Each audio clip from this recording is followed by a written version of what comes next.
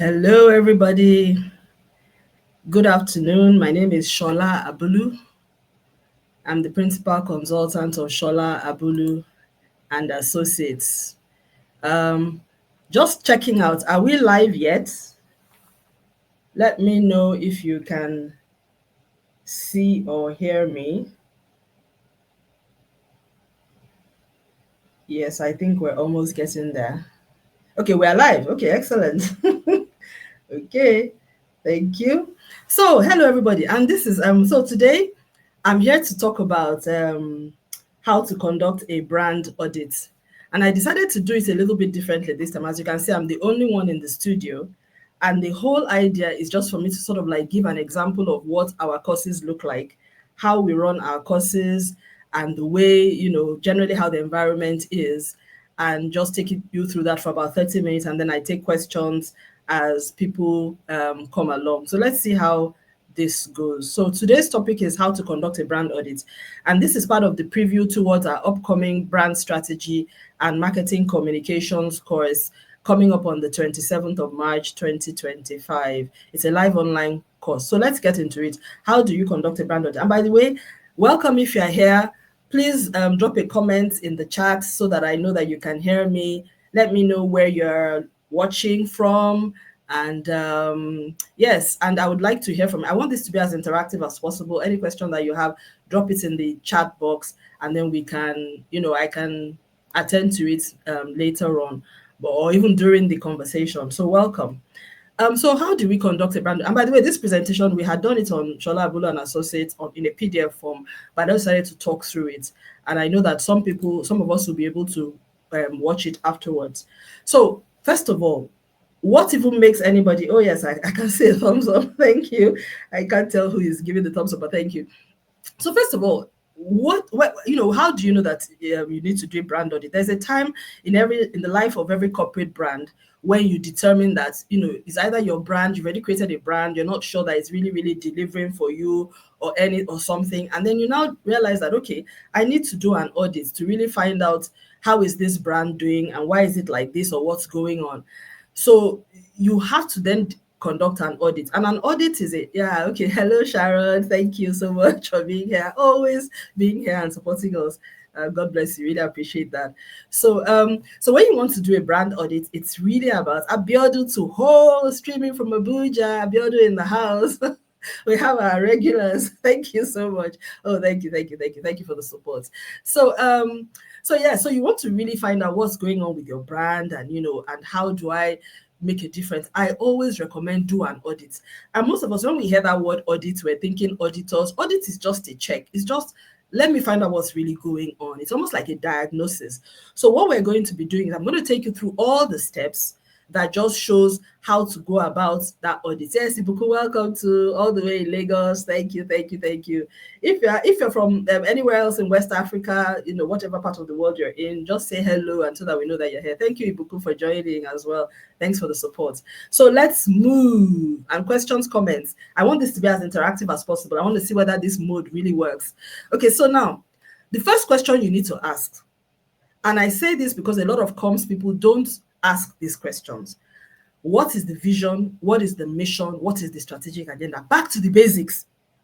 Because whatever it is that is making you do an audit, and by the way, everything that I'm talking about here, even if you're creating a new brand, is still the same process. That's what I have found. In fact, part of the things we're going to be teaching in the course on the 27th is the first module, we're taking you through the whole brand strategy framework, which we have developed based on what we see that we work.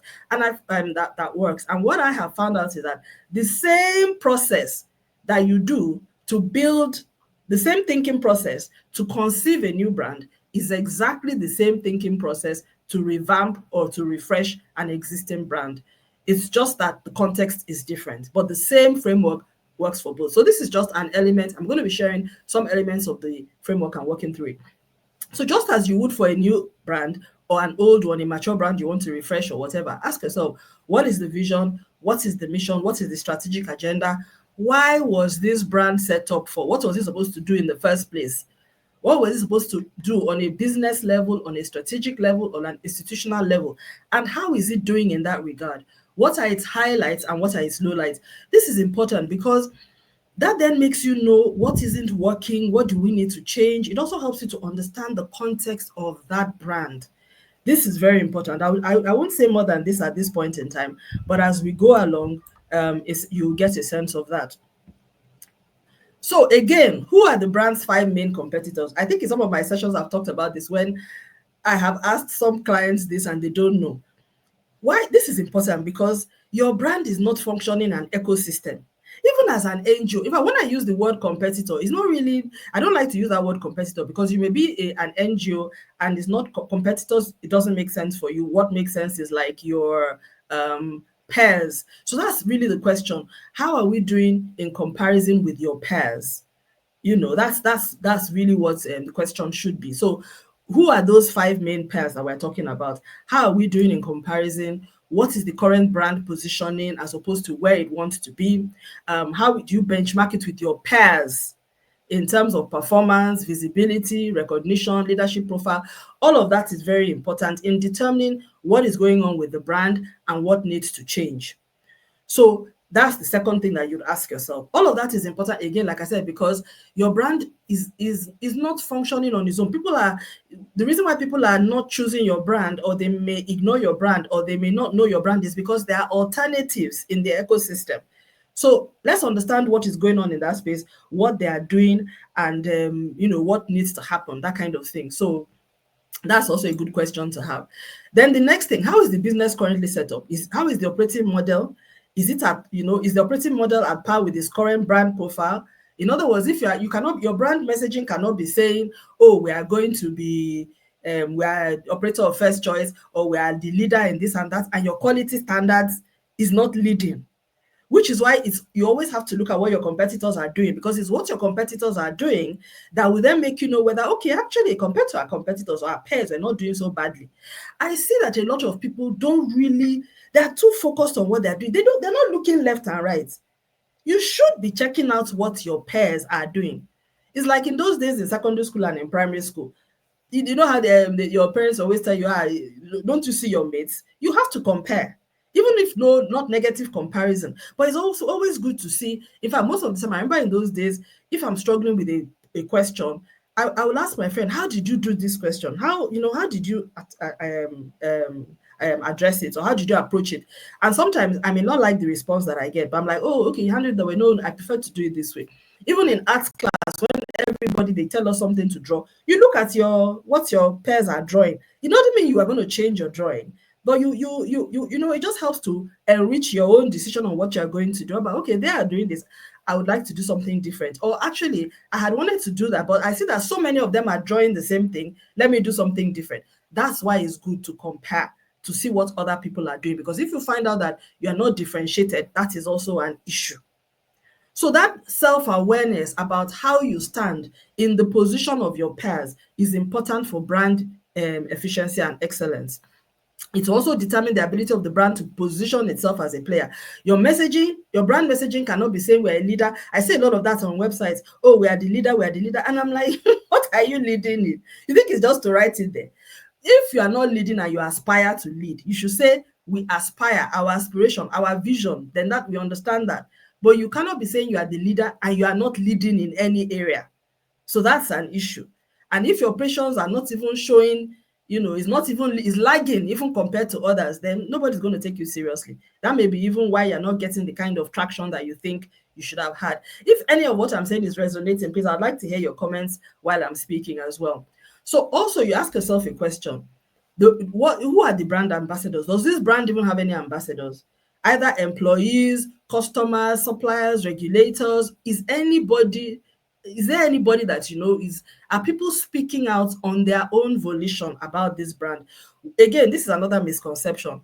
When we talk about brand ambassadors, people feel, particularly corporate brands, they are guilty of this. They want to set up they want to do an ambassador program, and then that's not. When you are doing those PR ambassador programs, I'm sorry, those are not real ambassadors. Ambassadors are people, hello, Lizzie, and welcome, thank you. Ambassadors are people who, of their own volition, they choose to be your ambassadors. They are loyal. That's what we call brand loyalty. So when you are doing, like when you're running this audit, if you're a consultant or you're even an employee within an organization, you need to have this as a checklist. All these things I'm saying, you ask these questions. Everything I've listed here, that's how to do it thoroughly. You start asking the questions and then let the people answer to you. If you're asking, do you have brand ambassadors? And they tell you they have a brand ambassador program. Sorry, that's not what we're talking about. Because every brand has a loyal following of some sort. So it's that loyal family of people who identify with you, who approve of what you're doing and that kind of thing. That's really what we're talking about. Loyal customer base. Like Tesla has a very loyal customer base before recently. In fact, we'll talk a lot about that whole Tesla issue, how you can destroy your brand. Oh Lord, I love living in these times. But up to now, he still has a bit of a loyal customer. No, not anymore. He's really destroyed his brand. So these are things that you need to think about. Oh, welcome, Michael from Accra. Thank you. Thanks very much, Michael, for joining and always supporting with our posts.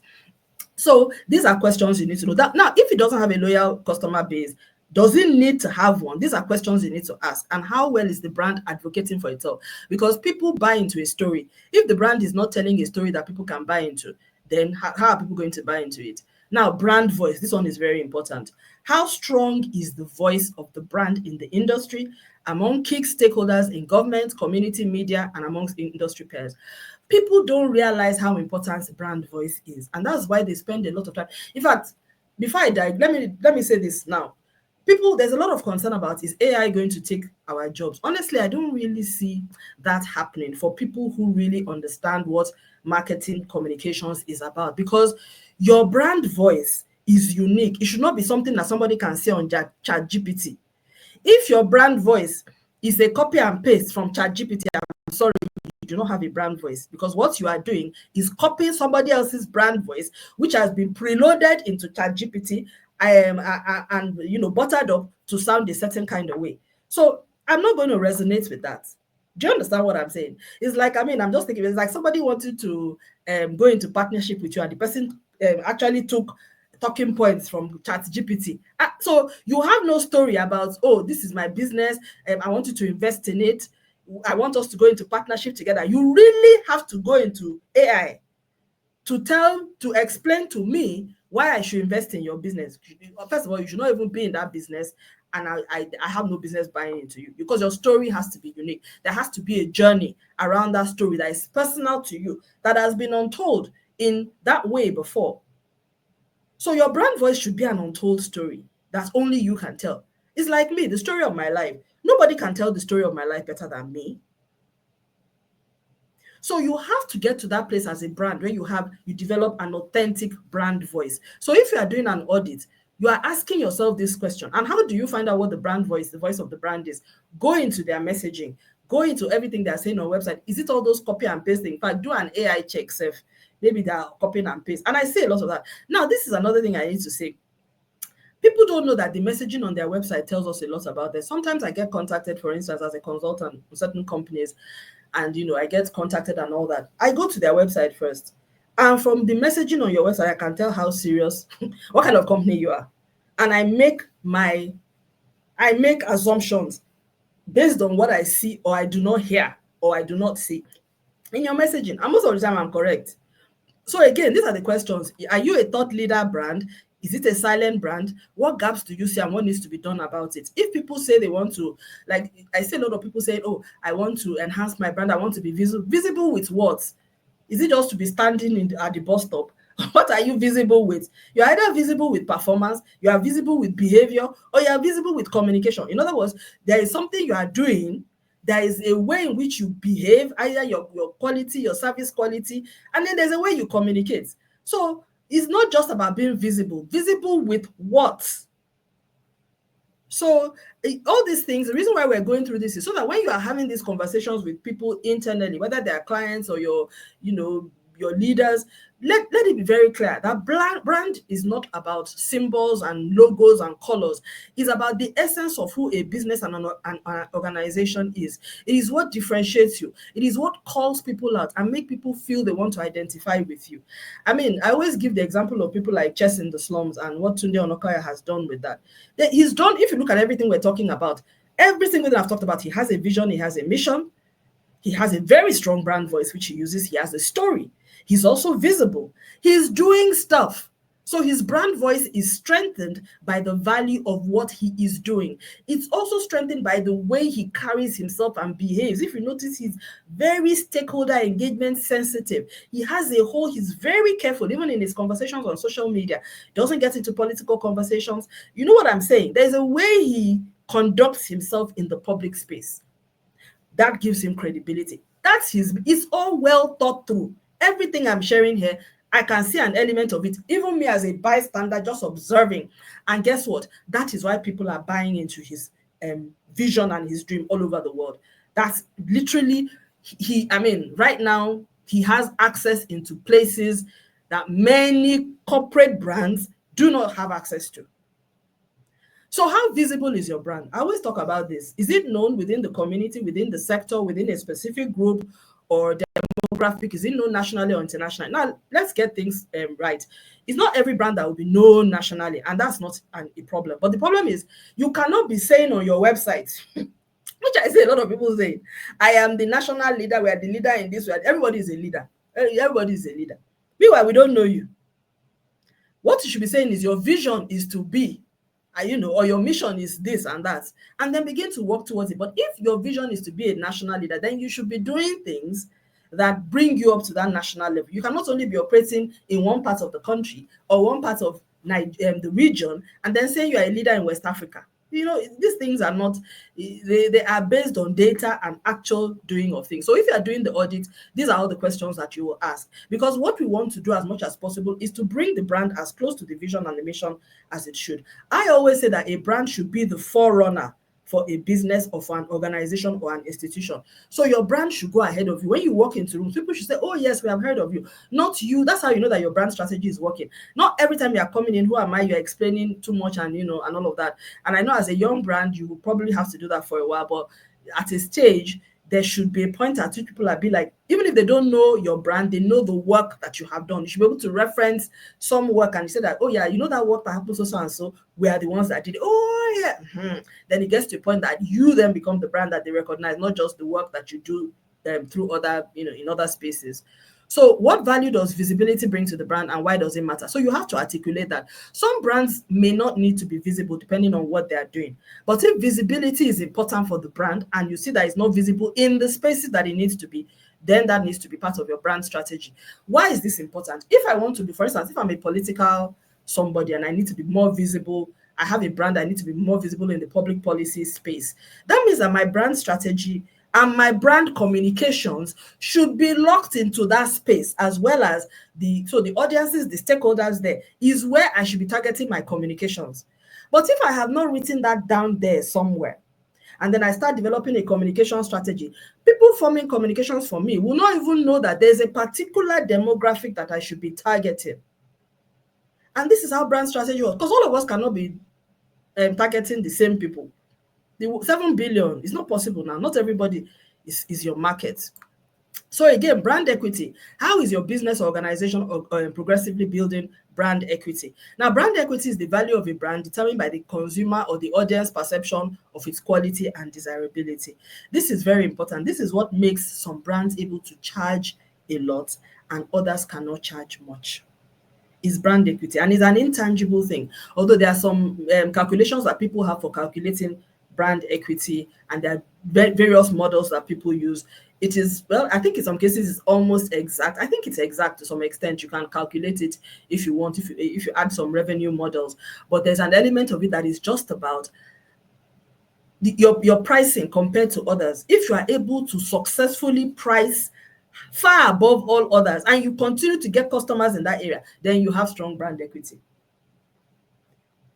As in, you are honestly delivering what is more or less the same as others, but for some reason people want your own more than the other person's own. There may be a difference in quality. It may also just be a perception of the quality, but it's desirable. It may not even be about, how this thing, like how people go to Harvard and all of that. There's nothing to suggest that, certain business schools are better than others in a certain class. But because of the brand name and the perception of quality and desirability, people esteem it of higher value to have a degree from this entity as opposed to another one. Am I communicating, please? And that's what brand equity is. So again, build that brand, examine that brand equity. How is it doing? If you're not, there's no real differentiation in that area, then that may be something you need to look at. Now, brand values. What does the brand stand for? I see this one. Honestly, in Nigeria, where I'm from, Michael, I don't know how it is in Ghana, but in Nigeria, I see a lot of performative behaviors going on here, where people just come up with they'll say honesty, they will say integrity. Meanwhile, there's nothing honest about them. They do not believe in integrity. Your values should be what you believe in. Nobody is pushing you. You must not say honesty. If honesty is not your value, please don't write honesty there. Because what happens is that we're not able to tell a compelling story when your values are misaligned. So be bold, own it with your chest. If you are ambitious, you are whatever, write it. Don't put honesty when you're not honest, because we can't tell the story. For me, for us in SA&A, authenticity is a very, very strong value for us. So for us, it's not just a buzzword. Authenticity and ethics is very important. And this is the thing. I did a grok. I grokked the reputation of SA&A. I said, does SA&A have a positive, I don't remember, positive reputation or seen as a credible something, or strategic communication? I should have grokked it. I was stunned when Grok came back. Grok said that Grok more or less, he said a lot of things, but he said that we believe in ethics and that we believe that we have a strong stand against PR spin and misrepresentation in communication, and that is in line with global best practice. So that makes us a credible strategic communications firm in Nigeria. That was Grok's analysis. I was shocked that out of everything that Grok could have picked out from our narrative, from our stories, it picked on ethics, which is, by the way, very important to me. I do not recall that I've spoken specifically on ethics this year, but somehow Grok picked up on it.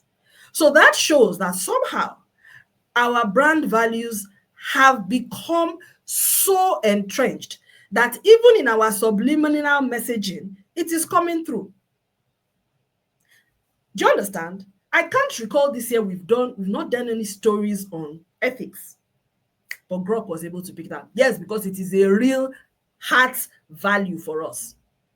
It is personally for us. So how does the brand create business or societal value from its values? For us at SA&A, that's our value proposition. When you want things done well, you want a provider that will tell you the truth, come to us. If you want people that will lie to you, please don't come here. If you want people that will do what you tell them to do, whether it is right or wrong, please, you are in the wrong place. Do you understand? That's our value proposition. So SA&A will never become like the brands who just do as they're told. Okay, you want us to do this, we're going to do this misinformation campaign, disinformation campaign. It doesn't matter so long the end justifies the means. We will never be an end justifies the means provider. It's not part of our brand values. So all of our messaging at SA&A must reflect our brand values, because that's our value proposition. Yes, Shino, honestly, I was really in awe, how Grok was able to gain perspective about your brand. Honestly, this is the impact of AI. It's amazing. For someone like me, living in this time and seeing all this happen in real time, it's amazing. Grok is an amazing tool. Whatever they did with that tool, they really got it well. They really got it with Grok. And I'm hoping that we can see more of that real intelligence working through. I welcome AI, to be honest. I'm really having a ball with the way it also gave us some feedback, which I'm also taking note of and started thinking of what we can do differently. So brand identity, what does the brand look and feel like? How does it present itself? What's the story of the logo or the color scheme? This is very important. I see people, they do refresh brand, and there's no story. They don't even know what to say. After the relaunch, we are even asking, why did you rebrand? Because all you did was change the logo. That was all. We're asking ourselves, we're trying to understand, why did you rebrand? Because people in their mind, they think rebrand is just changing color. No, that's a missed opportunity. You are representing yourself to the world. That must have a story of its own. So that identity, who is the brand? What is it like? Why should anyone care? What are you trying to achieve? If you are changing your logo, that is an opportunity to tell a story. If you are using waves, talk about the fact that there's a wave that has now come in. You are moving into a new, dimension of things. You are transitioning from here to here. But all of that has to have been done before, which is why I'm saying start asking these questions now. A lot of everything I've been sharing, we're now on number 9. Most people jump it and go straight to logo and change. Then after, they will now get a marketing communications person and say, come and create content. Content from what? By the time all this question I'm asking, within a half-day session, full-day session, which we also teach on in our course on March 27, you actually walk people through. This is what I do for my clients. I walk them through this. By the time we come out of that session with all the answers they've given me, we come and we develop a brand strategy, brand story, brand promise. Everything is already there. We are good to go. It is after that that we then hand it over to a designer. There are other things that we do, which I will not be able to cover here because it's just the audit part.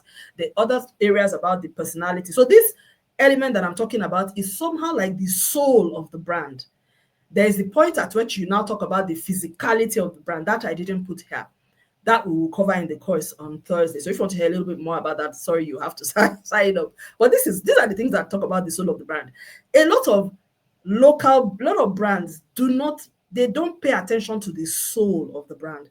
And it's the soul that draws people in. Do you understand? It's the soul. It's the soul. Grok made a whole analysis. So anybody that groks SA&A, Grok will tell them that we are very ethical. Can you imagine? Do you know what that does for my brand? Hey, Lord have mercy.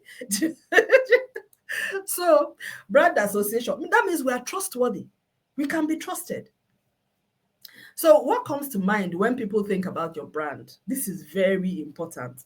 And this is why crisis and reputation is not good for brand. I mean, crisis and issues and crises that end negatively and are never resolved is not good because it leaves negative association, which doesn't go easily. And I know a lot of companies that are suffering that negative association now because they do not know better. They think that because the media headlines have died down, that means that everything is okay. That is the greatest error you can make. The negative association is there. Just like when somebody cheated you. There was one Instagram person, you bought something from them, the person cheated you. You will never go to that shop again. Even if anybody asks you and say, I want to buy this from this Instagram, you'll be like, who? That one. Your money will just go. They will never bring negative association.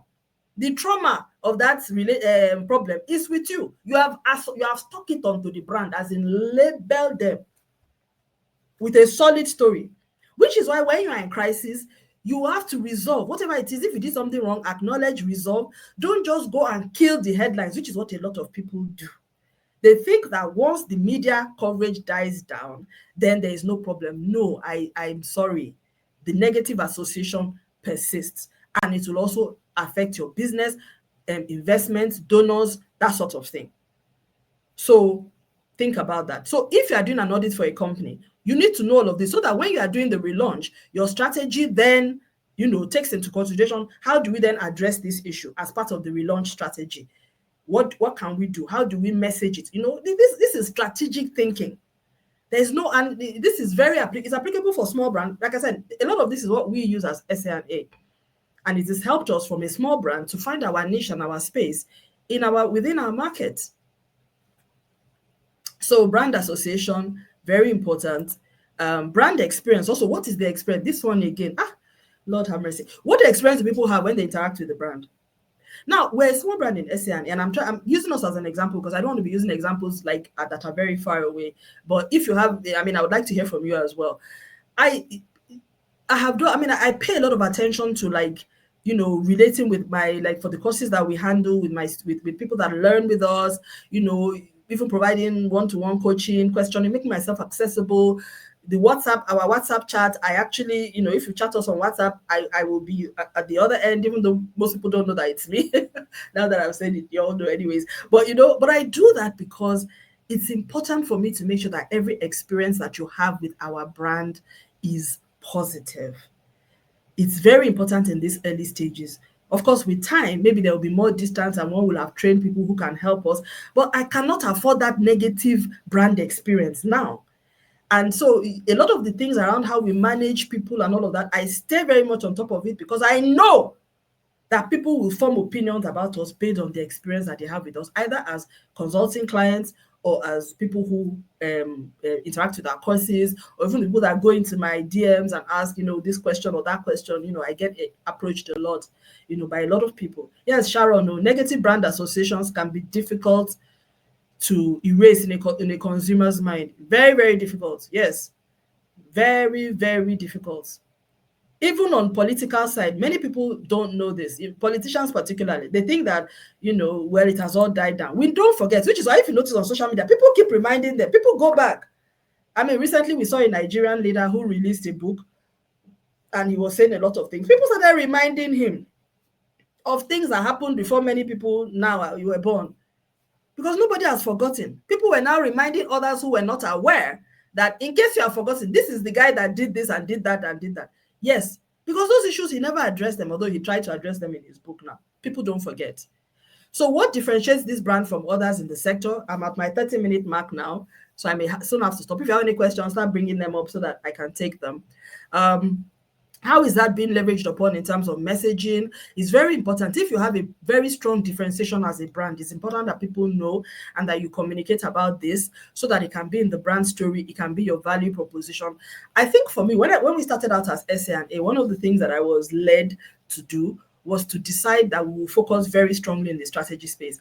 And when we did that, a lot of people came to me and they were like, Shola, you can't, because people kept coming. To be honest, I get out of 10 requests, maybe 7 of them are people who want to run campaigns. It's only 3 that are purely strategy. So I end up passing the work.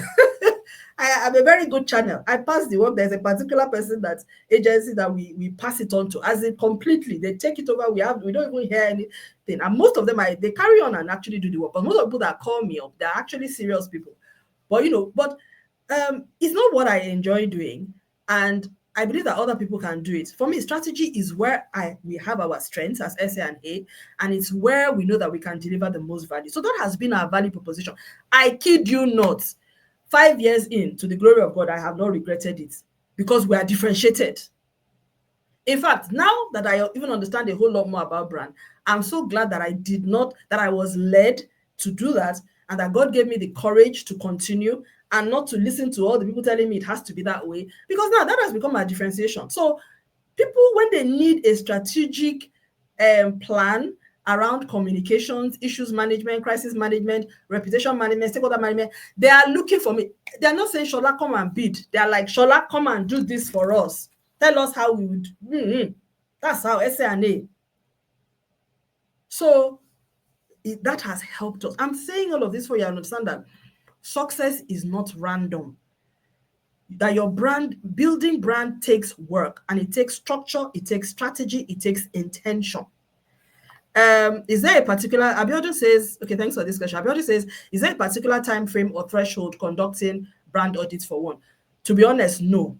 If everything is going well, there is no news. But when you start getting uncomfortable, you're getting some feedback that, you feel like this brand can do more, or you're about to make an inroad into another part of another business, or you're trying to go to another country. Maybe you're a Nigerian before, you don't want to be a West African brand, or you're Ghanaian, you want to be like a West African leader. You need to then ask yourself, do an audit and see whether your brand is resilient to be able to function in all those markets, if you're not already present there. So that maybe there has to be something, because if not, you end up doing what I call vanity refresh, which happens to a lot of people, where there is no real reason. I mean, there's always a good reason to do what I would call a brand assessment. So you may not use that word audit, you may call it an assessment. You can also use this framework for that.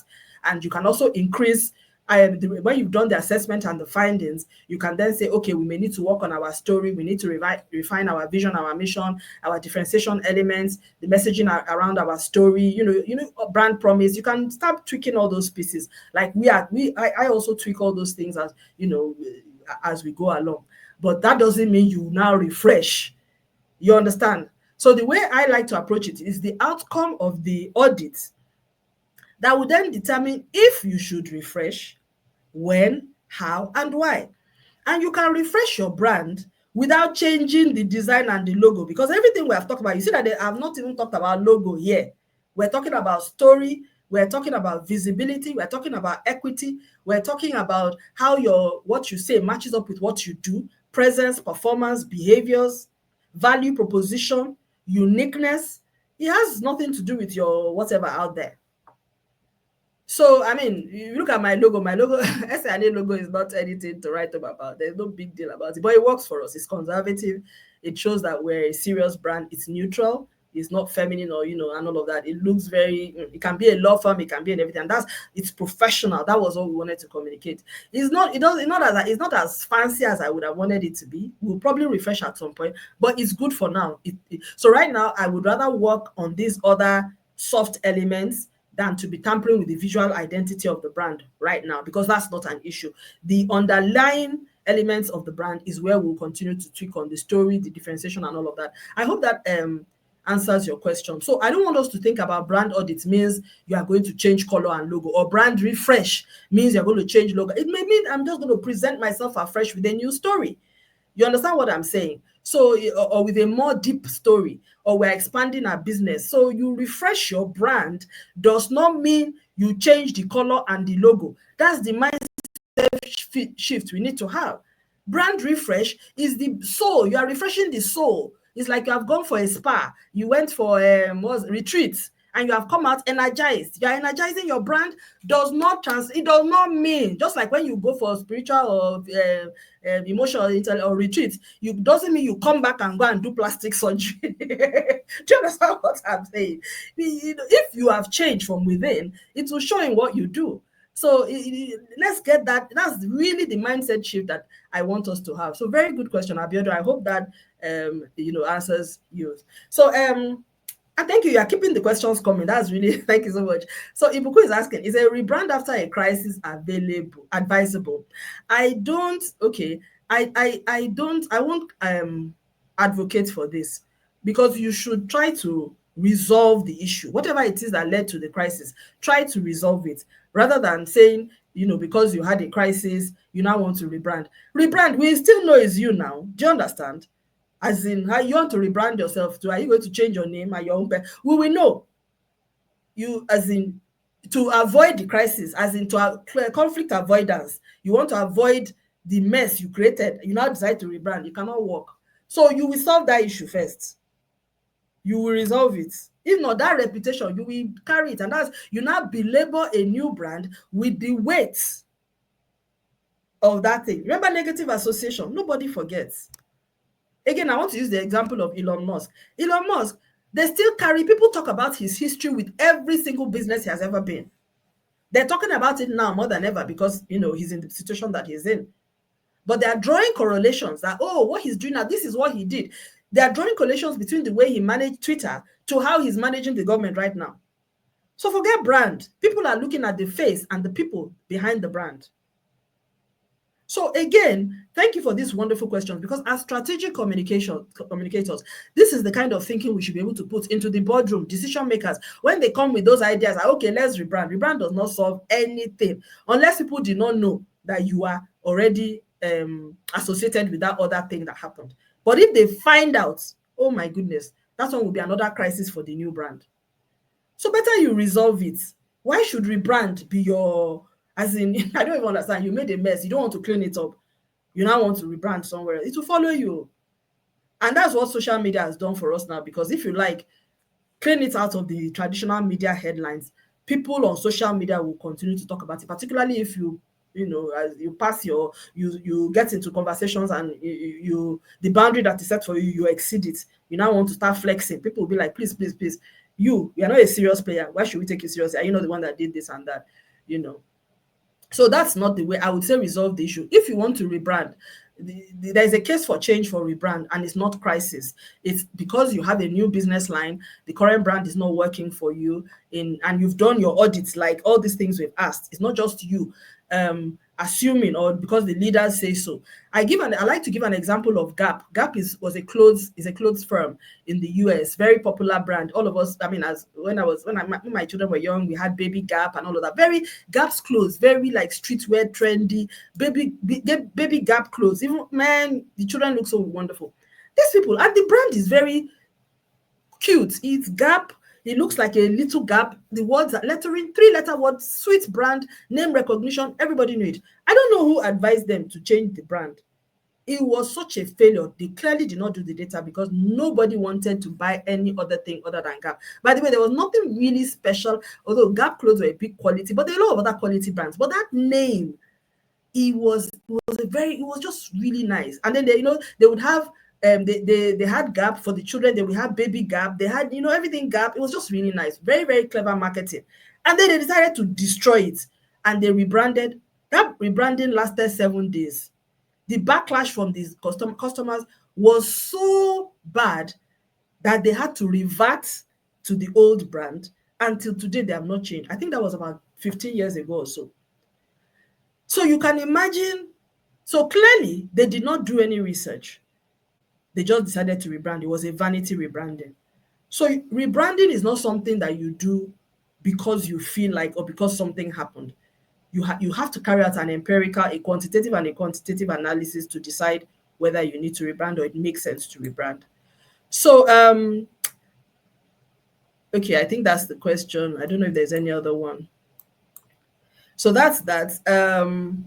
So just running through the rest of my slides. If you have any question, bring them on. I think we have like 15 minutes more, but I'll run through the rest of the slides. I've talked about differentiation, and then the brand reputation. Reputation is the sum total of beliefs, perceptions, emotions, sentiments about your brand. So this tallies very well into the question that Ibukun just asked. The reputation of a brand is very important. Whenever I'm dealing with any brand, whether or not it's a reputation work or any way, I always check this out, because your ability to communicate and for people to listen to you, the strength of the voice of the brand has a lot to do with the reputation. And again, I feel a lot of us people in this space, we underestimate these things. There's a brand that I know of in Nigeria, a national brand. I don't want to mention the name. They have a reputation issue. There's a trust and a credibility issue. And they don't want to accept that that is so. They keep pushing out press releases, and those press releases, they fall flat. And for me, I'm like, you're not addressing the issue. You have to recognize if you're managing a brand, and this is why you ask these questions in a brand audit. If a brand has a negative reputation, maybe due to a crisis like Ibuko had mentioned, part of the brand the refresh strategy is to address the issues around that crisis. Don't worry, in fact, don't talk about rebranding. The rebranding should include resolving those issues offline. And then when it has been resolved to a point that is now stable, then you incorporate the messaging into your communications, and then it becomes part of your relaunch strategy. So remember, reputation management is about performance, behavior, and communications. What you do, what you say, and how you behave. So that's the way to go about it. The reputation, communicating or rebranding a brand or refreshing a brand that has a negative reputation is completely different from refreshing a brand that has a positive or a neutral reputation. The negative one has to be handled with care. If not, that refresh and relaunch, what you will see in it, just anything you see, take it. So you need to ask those questions at the strategic communication, because most time the business people or the organization people, they won't mention, they won't see it as an issue, because for them, the media, nobody's talking about it anymore. So it's not an issue. But what's the reputation? And if you need to ask questions, you need to do a survey, you also need to do that. Or you need to do focus groups, which is also good in certain contexts. So don't listen to what they say, or even the employees within the organization, also survey them. Use that. Otherwise, I'm telling you, you will, by the time you start pushing out messaging, people are like, who? You now say, oh, we are the best in this and that, best words. It's like our tomato paste company now. Somebody, imagine they hire a PR consultant from another part of the world who had no idea what's going on. The first question they should ask is, what's your reputation in Nigeria? Are there any issues I should be aware of? If you don't ask that question, and then you now go out and launch a campaign, you see the problem. So that's it. Abiodun has a question. He said, in political communication, I relate as another bullish, what level of brand audits can be deployed to help track negative perception? Is it a productive exercise in the first place? So let me first start with political communication. Of course, like in the US, for instance, they have their own way of tracking reputation. They do all these polls, Gallup polls, YouGov polls, and all of that. So they have a way. I think they've done some already. They do some in the first They actually compare with statistics, like 30 days after you come in, 1 month, 2 months, they already have a trend that when you come in is high, 1 year it is this, so they're always comparing against that trend. So I don't think they have that already locked in. Whether it changes anything is immaterial, but they already have a system in process for that. And any leader who is worried about those polls then knows what they need to do to change it. They really have that really locked down in the US, so no problem there. I wish they could adopt that in Nigeria as well, but or other African countries that is needed, but that doesn't happen. Now, what level of brand lobbying can be deployed to help track negative perception? Employee survey is very good. Industry survey is also good, where you ask them. Sometimes regulator survey. So what you need to do is, if they agree to having what you call a reputation survey, you then agree on a pool of people that you will send out online surveys to. Again, it depends on the organization, whether they're the kind of people that online survey makes sense for. But if they work like institutions, corporates who are computer-based, then online survey makes sense. And the times when I've done this or SANA, we've done this for organizations in the past, what we have done is that we come up with the methodology. We say, this is what we're going to do. We'll have some interviews, first of all, with employee groups. We may say, okay, we want to talk to people in this category, maybe junior, senior, mid-level managers, have that. So we get a sense of what's going on, one-on-one interviews. And then after we've done that, we then gather and we then come up with questions. So we know we come up with a methodology, first of all, and say, we want to ask this question, maybe a set of 5 to 10 questions from your employees. And then we come up with different categories. We may say media, we may say community, we may say regulators, government, but the categories have to be what makes sense. If it's an NGO, for instance, I'll say include donors in that. It may be necessary, beneficiaries, so depending on who your core stakeholders are. For some, you would include suppliers, depending on what issues you have had. But what you do is you agree that methodology. First of all, the leaders have to agree that this is something they need to do. They are committed to doing it. And then they will also agree the people you are going to send it to. That process must be agreed. Otherwise, they will argue with the credibility of your results. In some cases that we've done it in the past, when we create the surveys, we generate the link, we actually give it to them to share, to different groups of people. So for the media, I may create a separate survey for the media, give the media focal points in that organization, send to your media people, so that I make sure that they are polling people who are informed enough to provide feedback on this company and organization. I don't want to send it to every media person, because if you're not on that beat, there's no point in my asking you a question because you don't know about the person.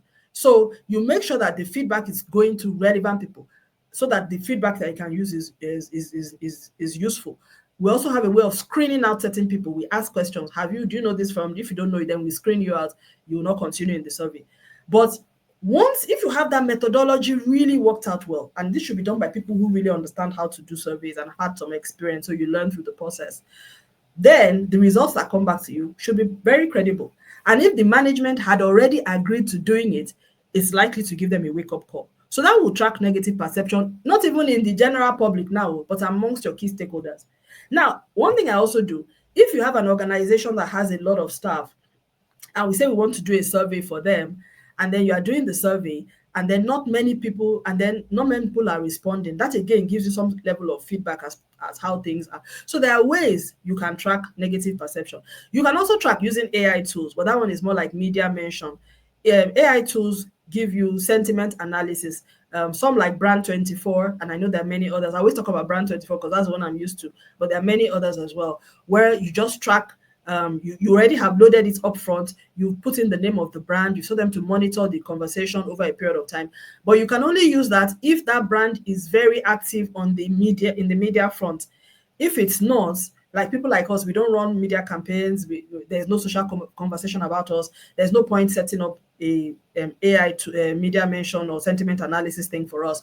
But it has to be like a really, an organization that is really present in the public space, then you really benefit from that, or that sector space. So I hope that's helpful. So that's it. But closer to home, so I would say use the two, depending on how big the brand is.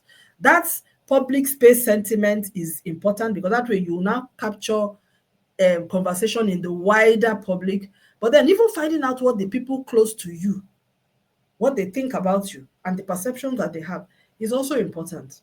And what the differences are. Many times they may not be so unfavorable, but you'll be surprised to see that on some questions it will be very favorable, on some other questions not fair. Those differences will let you know where the areas are. So it's not so much about negative, but it's about we are more positive in this area but less positive in another. So it's now relative, so you can still, within the nuance, get that. Yeah, Sharon, thank you. You said you were thinking about the tomato paste company. Yeah, so we don't even know where they're at. I think they've learned the error of their ways. They went quiet. I told somebody that thing cannot. There's no upside in that thing. There's no upside. And again, this is why I always say, as we as communications people, we really need to bring our practice in the 21st century, because otherwise you find yourself in some kind of situation. I don't think anybody that is a PR person that worked on that job, I don't think they'll be proud of themselves. So can we get the framework for conducting the brand audit? Mr. Chima, why don't you ask? which framework? Come on and take the brand strategy workshop and you will get it. But this one, I've already shared it on social media. It's already on social media. Just that I removed all the photos on it, so it's already out there. I can share the link with you afterwards. This already exists. It's already online. It's just that I decided to then do a video on it. So any other questions? So again, like I said, we're running out of like 9 minutes more.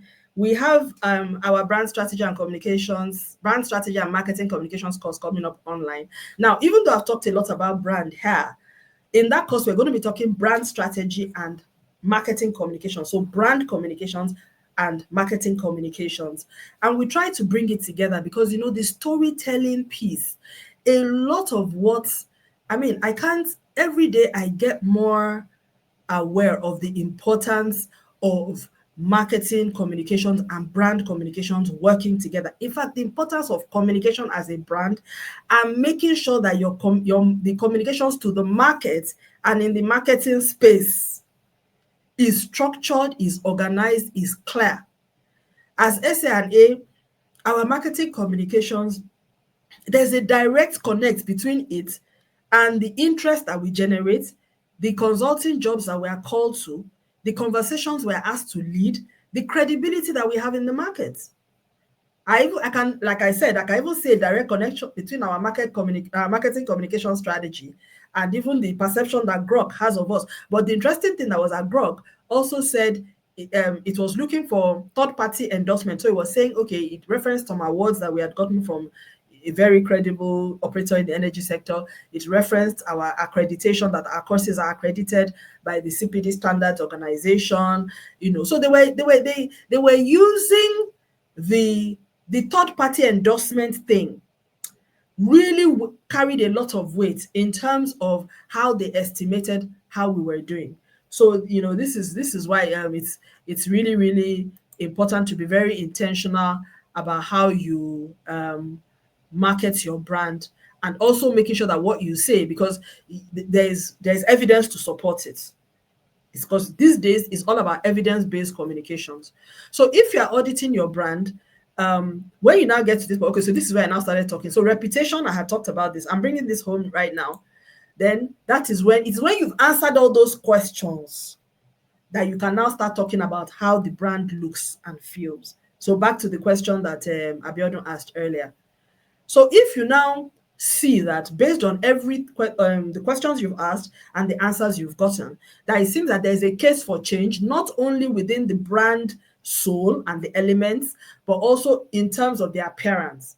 And even as a human being, that sometimes this happens when you're like, okay, I'm going to take on a new role. And then you sort of assess yourself. You have all the intellectual, whatever. Okay, I need to do a little bit more of this. Maybe I need more certification. But you also look at yourself and you'll be like, okay, but I think I need to look the part a little bit more. So you now decide that, okay, I think I need to be dressing more corporate, or I need to be coming across more. Also, for some people, they now shift to traditional.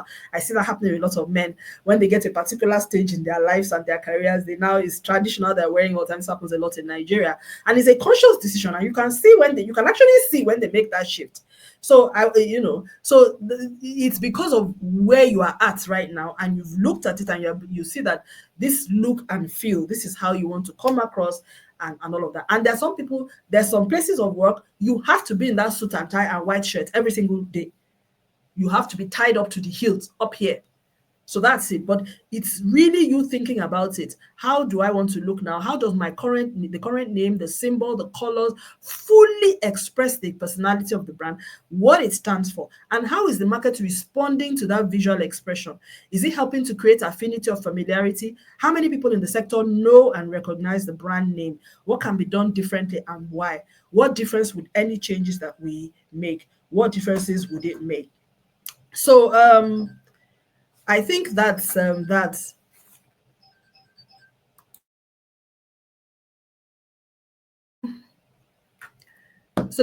the next thing, brand metrics. How do we measure the effectiveness of the current brand? To what extent is it helping to fulfill? So again, every brand should have some metrics that in terms of how do I know that the brand is doing well? And for you, it can be anything. For us, we have our brand metrics, which I may or may not share at the moment. But oh, thank you, Abiodun. And then that also helps as well. And then when all of that comes up, you now ask yourself, do we need to refresh the brand? Are we refreshing with messaging? Are we refreshing with performance, with new product lines, service lines, or are we reflecting with our visual identity? A brand refresh can be done without refreshing your visual identity. Please don't always think that to do a brand refresh, you need to change how your logo. If your logo is working, but it's more about performance, operations, affinity, messaging, please then address the other things that need to be addressed. But if your brand, even if you are refreshing, you also need to make sure that your message is at pace. If you are changing your visual identity, logo, sign, anything, or colors, you really need messaging to explain to us why. And I see that missing with a whole lot of people. So thank you very much. I hope this has been useful for everyone all, and I'm hoping that some of us will be able want to register. If you have any last questions just before I drop off, you can please share them. Otherwise, we'll be dropping off in a few minutes. Thank you so much for joining, everyone. Anibet will be joining. He can please help me put the registration link for the course in the chat, just so that anyone who wants it can get it. I hope this has been useful for you all. I'd like to hear your feedback in the comments. If you like this lecture mode, or you want us to, maybe we'll jazz it up a bit, where we do this one time and then some other times we do our Q&A as possible as well. Thank you. But I just thought, for people to get a sense of, and also have the live interaction with the classes as well. So thanks, everyone. Thank you very much for joining during your work day. I wish you a wonderful rest of the day. Oh, thank you, Sharon. Thank you so much. Thank you. And it's going to be recorded anyway, so people can still get this. So bringing this to a close now. Bye-bye, everyone. See you on the next video. Take care. Bye.